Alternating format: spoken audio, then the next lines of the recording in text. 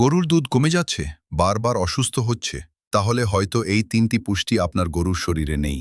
1 নম্বর, calcium jail বাচ্চা দেওয়ার আগে ও পরে ক্যালসিয়ামের ঘাটতি পূরণ করতে সাহায্য করে, হাড় ও পেশি শক্তিশালী রাখে এবং মিল্ক ফিভারের ঝুঁকি কমায়। সাধারণত একটি দানাদার খাবারের সাথে মিশিয়ে দেওয়া যায়।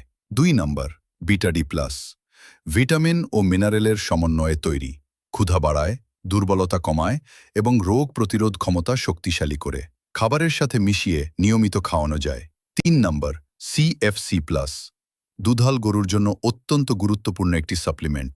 এটি দুধ উৎপাদন বাড়াতে খুবই ভালো কাজ করে শরীরে প্রয়োজনীয় পুষ্টি সরবরাহ করে এবং ওলানের স্বাস্থ্য ভালো রাখতে সাহায্য করে।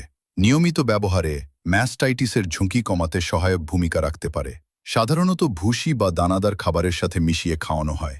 মনে রাখবেন, শুধু খাবার দিলেই হবে না, সঠিক সাপ্লিমেন্টই পারে আপনার গরুর পূর্ণ সম্ভাবনা বের করে আনতে। আপনার খামারে এই 3টির মধ্যে কোনোটি ব্যবহার করেছেন? কমেন্টে জানান।